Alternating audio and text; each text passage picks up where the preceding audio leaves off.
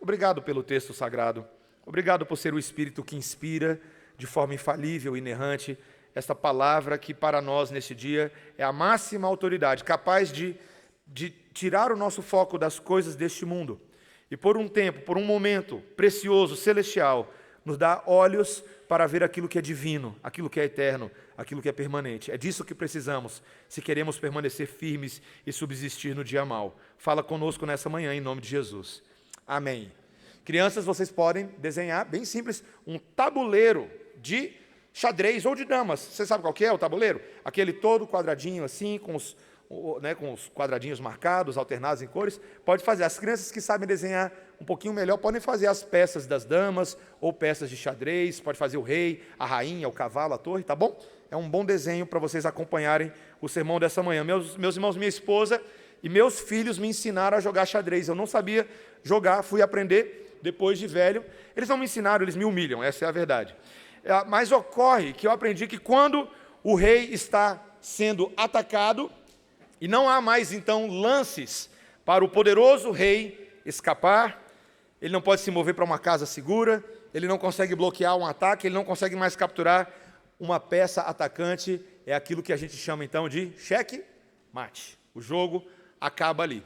Num dos sermões, há um tempo atrás, foi tratada de uma ilustração boa, a gente repete, sobre o quadro famoso no Louvre, aquele quadro do cheque-mate, que foi criado pelo artista alemão Moritz Hetz, em 1831. E ali tem um tabuleiro de xadrez, tem um anjo olhando aquele quadro, mas de um lado está o diabo com um sorrisinho vitorioso, e do outro lado, um jovem diante de uma situação de cheque. O jovem está com a cara desesperada, o diabo assim, bem triunfante, aquele é o momento dele.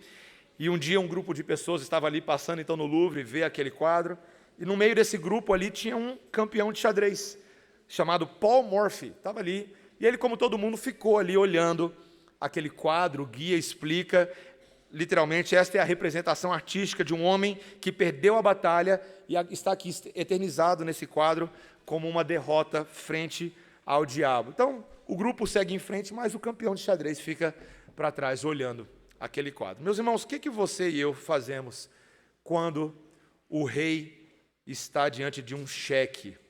Eu não sei se você percebeu o que aconteceu ontem no mundo. Alguém percebeu o que aconteceu ontem no mundo? Vocês perceberam o que aconteceu ontem?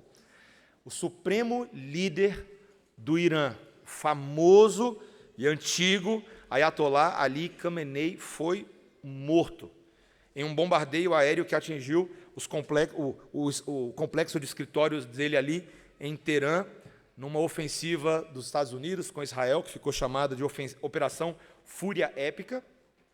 Morreram ele e sua guarda pessoal, aparentemente mais de 40 autoridades iranianas importantíssimas estavam ali. E, meus irmãos, neste exato momento o mundo está em guerra. Neste exato momento agora, enquanto a gente está aqui, no culto a Deus. O que vai acontecer amanhã? Será que vai chegar no Brasil? Será que a gente vai ver os efeitos disso na economia? Será que a gente vai ver os efeitos disso nas nossas emoções? Quando você abrir agora a notícia, já começa a bater a ansiedade no seu e no meu coração. A verdade, meus irmãos, é que muitas vezes os reinos desse mundo são colocados em xeque, e há quem pense que, de alguma maneira, nós também cristãos, dada a nossa fragilidade como um povo que tem sido perseguido, um povo que tem sido durante muitos séculos, sempre vivendo na corda bamba do mundo, talvez a gente pense que a nossa hora está chegando também. Eu e minha esposa ontem à noite tivemos uma conversa muito séria, e hoje pela manhã a conversa continuou, sobre até que ponto nós entendemos os sinais dos tempos que estão acontecendo diante dos olhos de quem quiser ver. E talvez, meus irmãos, mais do que falar dos sinais dos tempos, esse texto esteja falando sobre qual é a expectativa que o meu e o seu coração temos.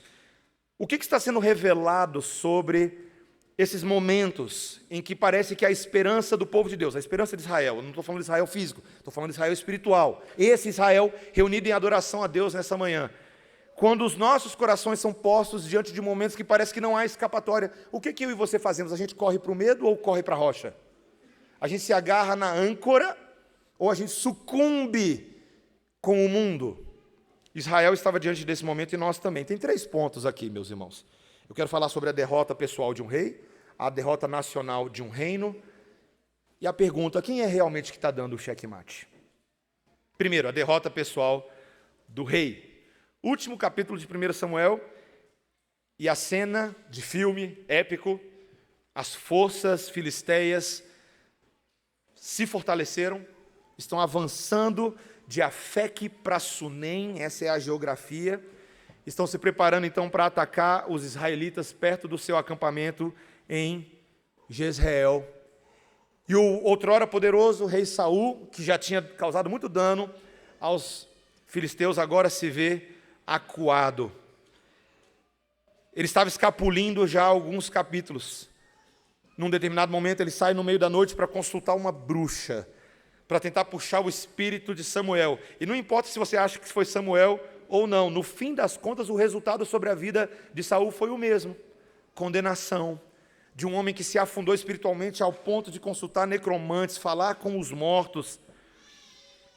Mas ali foi dada a palavra de condenação a Saul, e então quando os filisteus atacaram na manhã seguinte, o texto que agora vai ser conhecido como a famosa Batalha de Gilboa, famosa pela sua derrota, Saul e seus 3 filhos, primeiro eles são derrubados em guerra, inclusive o nosso querido Jonatas, filho de Saul, é morto nesse momento, Abinadab, Melquissua, e então os flecheiros, imagina a cena, eu quero que você pense nessa cena, os flecheiros avistam Saul e falam assim: olha, ele está sozinho, chegou a nossa hora. E Saul olhou e falou: estou sozinho, chegou a minha hora. Meus irmãos, a gente talvez nunca tenha passado por uma situação como essa, alguns aqui já passaram por situações de tragédias e acidentes que eles pensaram: chegou a minha vez. Saul não estava disposto a ser morto pelos seus inimigos. E aí ele entra numa reflexão esquisita que acontece com algumas pessoas nessa hora. Esses incircuncisos filisteus não vão tomar a minha vida. Se alguém vai tomar a minha própria vida, sou eu. E ele estava disposto a se matar. Literalmente é o que o texto fala. Ele pede ajuda para o seu escudeiro, e o seu escudeiro entra num dilema moral ali e fala: eu não vou fazer um negócio desse. Esse é ungido do Senhor. Qual foi a reflexão que ele teve ali naquele momento? Eu não quero ser acusado do sangue do meu rei. Saul, percebendo que o seu escudeiro não ajudaria, se recusou a fazê-lo, ele então pega a sua própria espada e, como aqueles filmes japoneses de harakiri, ele vai lá e se mata. Ele se lança sobre a sua própria espada, e o escudeiro, então, vendo o que aconteceu com seu rei, ele faz a mesma coisa. Meus irmãos, que cena trágica. Existe um questionamento nesse texto aqui, se de fato essa era a história verdadeira, porque depois a gente vai ver lá no início de 2 Samuel, um jovem amalequita fugiu e foi contar a vantagem de que, na verdade, ele, quando encontrou o corpo de Saul, ele começou a contar a história de que foi ele que matou Saul. Fui eu que matei Saul. A gente vai ver isso lá daqui a pouco, no início do segundo livro. Mas a gente sabe, o narrador está deixando bem claro que não foi aquele jovem, ele era um mentiroso, ele estava tentando contar a vantagem.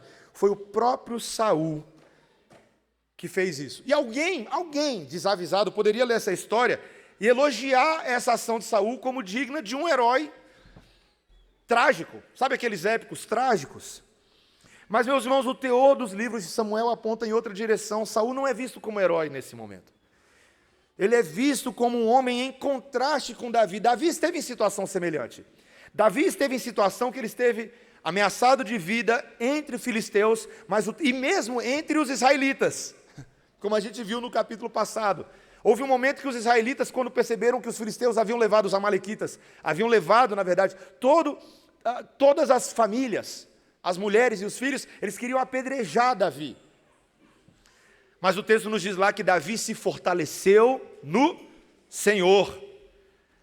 E aquilo lhe deu nova coragem, novo ímpeto. Ele não se deu por vencido, ele foi lá comandar os exércitos de Yahvé. Não é o que Saul faz nesse momento, meus irmãos. Enquanto Davi, Jonatas e Samuel, nesse livro inteiro, são homens que sempre buscaram o Senhor e a orientação, Saul é aquele que foge do Senhor. Saul confia em outro tipo de conselheiro, um conselheiro que começa com a letra M e termina com a palavra Edo, medo. Medo. E, meus irmãos, eu gostaria de dizer para vocês nessa manhã que o medo é um conselheiro terrível. Medo é um conselheiro terrível. Várias vezes na vida, eu e vocês seremos tentados a nos aconselhar com o conselheiro medo. Mas medo nunca traz nada de bom, meus irmãos. Medo sempre nos empurrará para esse precipício de dúvida, para esse precipício de incerteza, para esse precipício em que nós podemos ser tentados a pensar em soluções das mais trágicas possíveis. E no caso de Saul, o medo associado ao orgulho desmedido é pior ainda.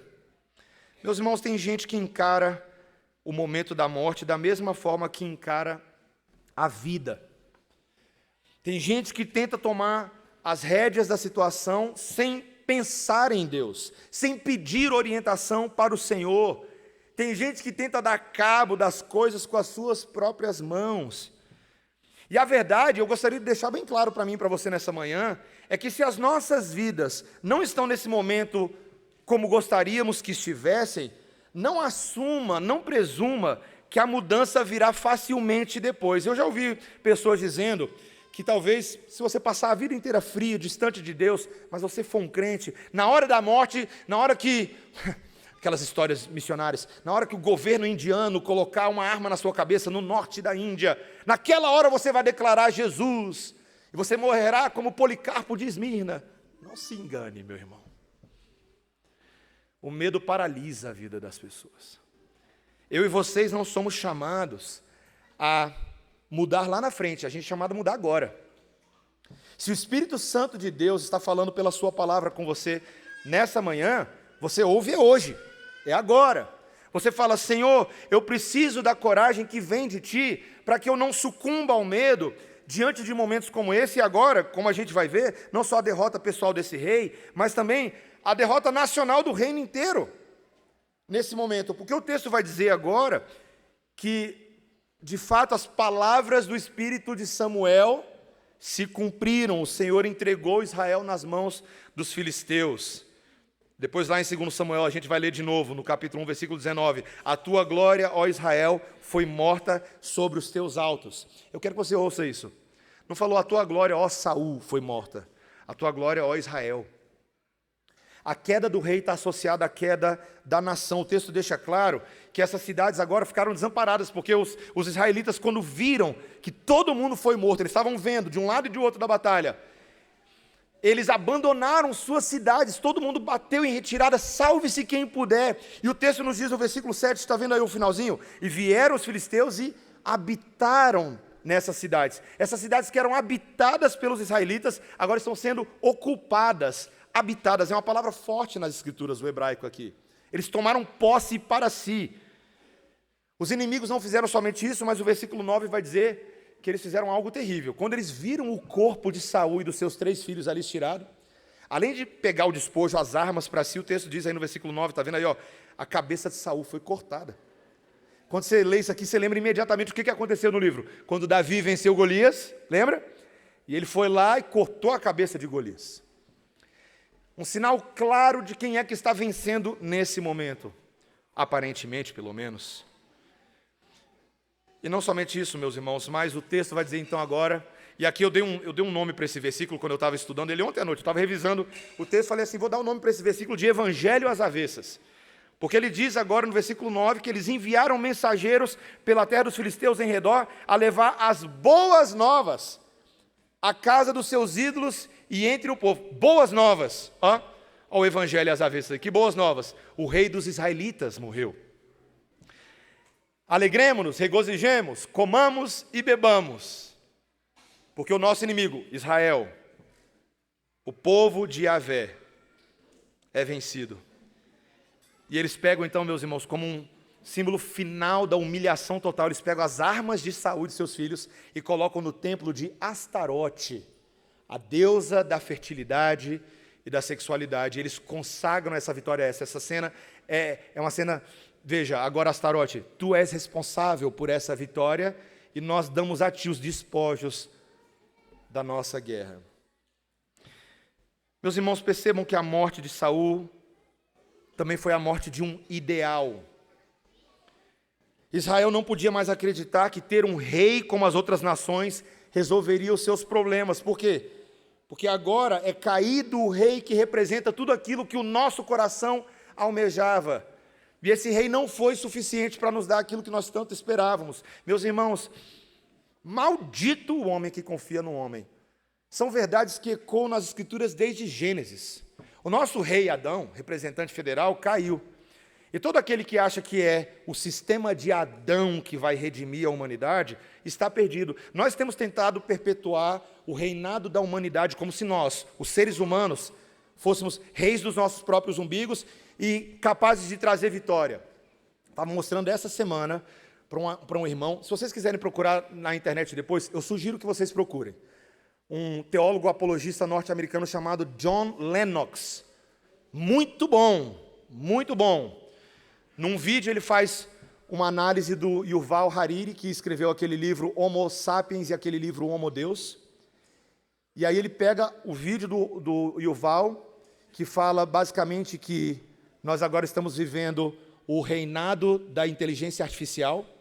E aí o John Lennox questiona que, na verdade, o reinado da inteligência artificial é o reinado do homem que acha que a inteligência artificial é sua ferramenta, quando, na verdade, ele mal percebe que já está sendo subjugado pelos seus próprios afetos, pelos seus próprios valores. Eu não quero dar muito spoiler, não é sobre isso o sermão de manhã, mas eu quero que você veja depois esse vídeo, se você puder. E ele vai falar que nessa tentativa humana de perpetuar suas ferramentas, a inteligência artificial, ou o transhumanismo, essa ideia que agora eu posso pegar um corpo perfeitamente funcional e trocar as partes do meu corpo por partes biônicas, tecnológicas, todo esse é o anseio humano de perpetuar o seu reinado, a sua glória. Mas, meus irmãos, a glória dos homens não é capaz de vencer os verdadeiros problemas que os filisteus lançam sobre nós. E quando eu falo de filisteus aqui, eu quero usar como símbolo do diabo, do mundo e da carne. Você sozinho é incapaz de ir contra as suas próprias concupiscências. Você sozinho é incapaz de ir contra os valores desse mundo caído. E você sozinho é incapaz de ir contra o diabo. A armadura do Espírito de Efésios capítulo 6 não é você colocando uma armadura da sua própria glória. Pelo contrário, é você se revestindo de Cristo, da mente, do coração, da obra, do entendimento, do significado, da coragem de Cristo, para ser capaz de permanecer de pé no dia mau. E o dia mau não é o dia que o Irã lança a bomba. O dia mau é quando a tentação vem.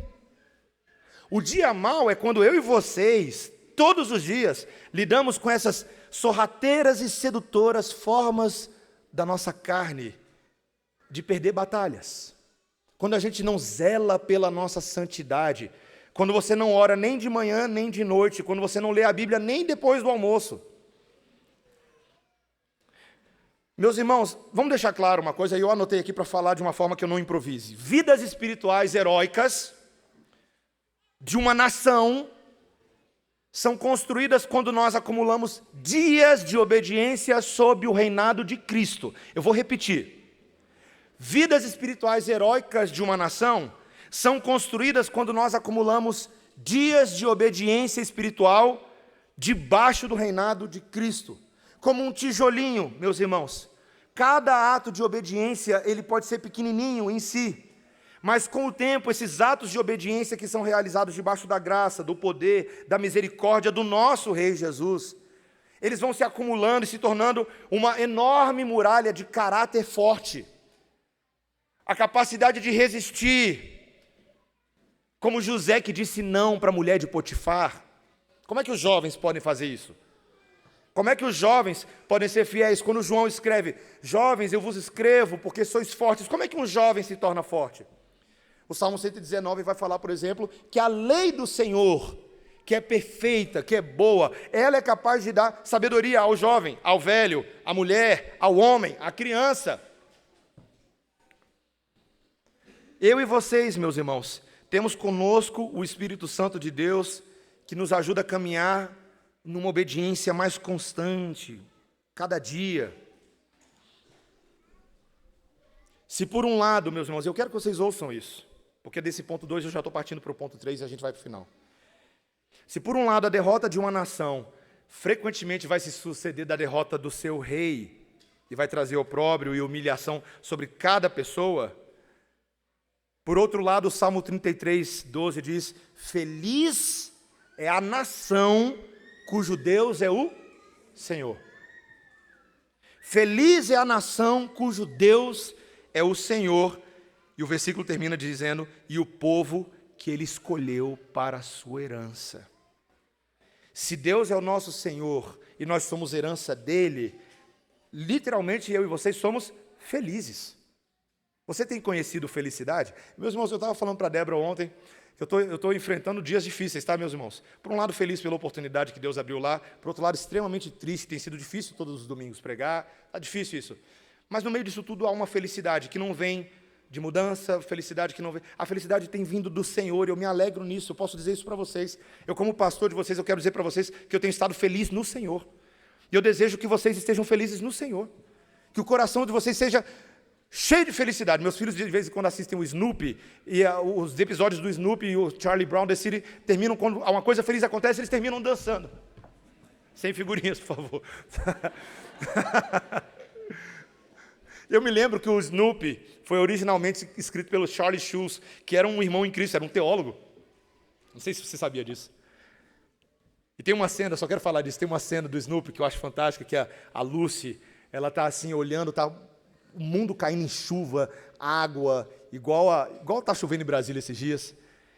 E aí ela fala assim, meu Deus, será que o mundo vai cair em água? Aí o Linus, que é o irmãozinho mais novo dela, vira para ela e fala assim, não, Lucy, veja bem, lá em Gênesis 9, está escrito que Deus nunca mais vai fazer o mundo terminar em água, depois daqueles dias de Noé. Aí a Lucy vira para o Linus e fala assim, nossa, Linus, obrigado, você tirou um grande peso das minhas costas. Aí o Linus fala assim, é o final da tirinha, a sã doutrina tem condição de fazer isso mesmo. Um bebezinho, fala, a sã doutrina lança fora todo o medo. Meus irmãos, eu termino. Quem realmente dá o checkmate? Porque o texto vai terminar mostrando uma cena interessante, os versículos 12 e 13 aí. Os homens valentes de Israel decidiram demonstrar honra a Saul.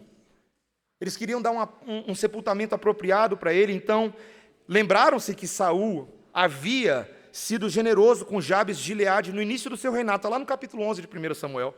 Então eles atravessam o Jordão, o texto diz, caminharam a noite toda, meus irmãos, isso aqui dá mais ou menos uns 16 quilômetros, tá? Desde Jabes de Gileade até Bet-Sean, para trazer os corpos para Jabes. Ali eles decidiram queimar os corpos. É estranho isso, porque queimar na Bíblia às vezes nos lembra a ideia de profanação, talvez aqui nesse momento eles queriam evitar maiores desonras, e é por isso, só para explicar um pouquinho, é por isso que na tradição cristã, meus irmãos, a preferência na tradição protestante histórica sempre tem sido mais por enterrar corpos do que por queimar corpos, tá? Eu não estou afirmando aqui necessariamente a pecaminosidade de cremação, não é isso que eu estou falando. Eu quero afirmar que certas decisões que nós tomamos como crentes têm mais a ver com o significado e a sacralidade que nós atribuímos ao corpo. Deus nos deu corpos e nós cuidamos e mostramos a honra de Deus, até na maneira como nós sepultamos os nossos mortos, tá? Só para fazer esse parênteses. Mas então, Davi depois pega os ossos de Saul, dos seus filhos, a gente vai ver isso lá em 2 Samuel, capítulo 21, vai sepultar adequadamente, e aqui o povo declarou um jejum de 7 dias. Meus irmãos, termina em tragédia o texto de 1 Samuel, mas não tanto. É tragédia, mas não tanto. Porque nesse ato final, nesse cuidado, nessa misericórdia, até pelo corpo de Saul, final, ainda há uma ponta de esperança. Existe um remanescente em Israel que não são como os filhos de Belial, que não são homens que vivem segundo o curso das suas vidas, eles ainda são sustentados por fé diante da maior calamidade. São homens que estão preparando o coração para uma guerra cuja batalha pode até ser temporalmente perdida, mas não ainda a guerra toda. E o livro de 2 Samuel vem para consolar o seu coração. Certas batalhas são descritas como perdidas na Bíblia. Mas se você se concentra e faz teologia somente em cima de batalhas individuais, você perde a capacidade de ver a forma como o Cordeiro Santo de Deus, o enxadrista vitorioso, vence. Saiu um filme no Netflix que é um documentário sobre o Magnus, aquele norueguês que é considerado o maior campeão de xadrez vivo no mundo hoje. E eu já tinha visto um pedacinho do trailer do documentário, é muito interessante porque o Magnus, ele conta, e eu já falei isso aqui antes no outro sermão, ele conta que, na verdade, você ganha uma partida de xadrez muitas vezes antes dela começar, né? Os grandes mestres do xadrez, eles bastam ver o primeiro movimento do adversário para saber como o adversário está pensando em ganhar aquela partida. Ou seja, é por isso que se você assistir um videozinho do Magnus aí jogando qualquer partida, você vai perceber um tique nervoso que ele tem. Quando o adversário dele dá o primeiro movimento, ele já cruza os braços, já dá um sorrisinho de canto de boca. Nem começou a partida direito, ele já está pensando como é que ele vai ganhar e como é que ele vai tomar sorvete depois. Meus irmãos, o nosso Deus, ele não precisa ver o primeiro movimento do inimigo para saber como é que ele vai ganhar. Sabe por quê? Porque ele escreveu a história. A doutrina dos decretos eternos de Deus nos mostram que, em vez de nós ficarmos vivendo por vista, guiando o nosso coração com falta de fé, Deus já está nos preparando o coração para a vitória do Cordeiro, porque a magnífica verdade do Evangelho, ouça com atenção, a magnífica verdade do Evangelho é que temer a Deus, dar a Deus o peso supremo de todas as coisas, é o que nos faz dissipar todos os outros medos. Um texto que eu gosto muito, em Romanos 8:11, diz: se o Espírito daquele que ressuscitou Jesus dentre os mortos habita em vós, aquele que ressuscitou a Cristo Jesus dentre os mortos também dará vida aos vossos corpos mortais por meio do seu Espírito que habita em vós. Imagina que na sua cabeça, todos os dias agora, você tem a seguinte mensagem mais forte do que as outras: se Deus ressuscitou a Cristo Jesus dentre os mortos, e o Espírito que ressuscitou o corpo de Cristo é o mesmo Espírito que hoje habita na comunhão dos santos, que protege a você e os seus filhos quando eles vão dormir de noite, se é o mesmo Espírito e com seus anjos, que todos os dias vão adiante e atrás de nós. Essa semana, uma hora eu estava passando pelo EPTG, tinha 4 acidentes. 4 acidentes na EPTG, o trânsito estava parado. E a gente sempre pensa, meu Deus, poderia ser eu. Por que não foi você? Ou por que quando você passa por um acidente, você ainda sai de pé do outro lado? Ou por que quando você passa por um acidente, você pode morrer, mas você ainda vai ver o seu Salvador do outro lado? Porque o Espírito Santo de Deus é fiel para cuidar dos seus sempre. Uma vitória sempre. Sempre, sempre, sempre. Meus irmãos, isso está ecoando pela eternidade.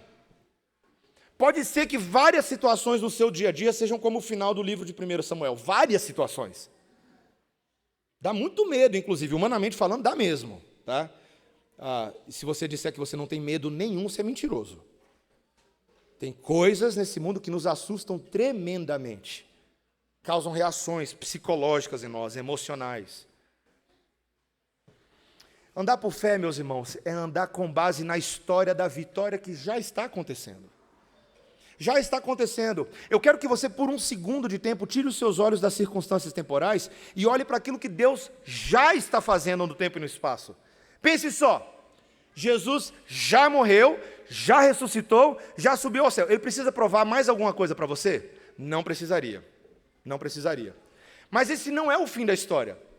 O fim da história é a visão de João na ilha de Patmos, em que ele olha para o tempo e para o espaço, para todos os eventos, a proclamação dos ais, a proclamação das trombetas, as 7 igrejas, o candelabro, mas em tudo isso ele vê o alfa e o ômega de pé, aquele que tem uma espada saindo da boca dele. Aquele que tem uma espada saindo da boca dele, foi ele quem falou para João, quando ele estava exilado na ilha de Patmos, morrendo de medo. Falou, escreve estas coisas. E o livro de Apocalipse começa dizendo, revelação de Jesus Cristo. Já percebeu que o livro de Apocalipse não começa falando, revelação dos eventos trágicos que vão fazer você roer as unhas e arrancar seus cabelos? Não. Revelação de Jesus Cristo. As cenas de Apocalipse são as cenas em que aqueles mesmos que no céu têm lágrimas nos seus olhos, preocupados com o que vai acontecer. De repente, um com a aparência de um cordeiro que foi morto antes da fundação do mundo, se revela e fala, dá esse livro aqui. Sou eu que tenho condições de abrir esse livro e de executar o plano de Deus na história e a vitória final do cordeiro. Meus irmãos, eu gostaria de pensar que a volta de Jesus está um pouco mais próxima do que normalmente vocês e eu temos a tendência de pensar. Em 1 Tessalonicenses capítulo 5, versículos 1 a 11, O apóstolo Paulo, ouça com atenção, meus irmãos, ele disse: nós não podemos ser como aqueles que dormem. Aqueles que dormem são aqueles que vivem na ignorância dos seus caminhos, como os gentios que não temem a Deus. Mas nós não somos da noite para dormir, nós somos do dia. Revistamos-nos, pois, das roupas do dia. A armadura da santidade de Deus é a couraça da justiça dele, está lá no texto. É o capacete da salvação dele que vai proteger a nossa mente. É uma forma de enxergar o mundo, não como o mundo se enxerga, mas como Deus enxerga. Meus irmãos, talvez a principal oração que nós precisamos fazer nesse momento das nossas vidas é: Senhor, me dá os olhos para enxergar como o Senhor enxerga. Você sabe por que o campeão de xadrez ficou lá parado diante daquele quadro? Todo mundo seguiu. O guia voltou: por que você está olhando aqui? E ele vira e fala assim: esse quadro aqui tem um problema. Porque ainda tem uma jogada aqui que esse jovem pode fazer e ele pode vencer essa batalha. E esse campeão de xadrez, o Paul Morphy, ele vira e começa a gritar para todo o museu, gente, ele não perdeu, ele não está derrotado, ainda há uma vitória. O pessoal começa a chegar perto e ele começa a proclamar: olha, se ele fizer isso, isso aqui, ele vence. E todo mundo começou a ficar: oh! Os proclamadores das boas novas, meus irmãos, ouça, os proclamadores das boas novas não são aqueles que ficam passando as mensagens dos filisteus para frente. Os proclamadores das boas novas é aqueles que proclamam a mensagem do Cordeiro aos filisteus. De novo, não é ficar passando mensagem de filisteu para frente. Isso é más novas. Boas novas é quando você fala: parece que perdeu, mas na verdade não perdeu. Ainda falta um movimento que provará diante de todo olho, porque todo olho verá, toda língua confessará, todo joelho vai se dobrar.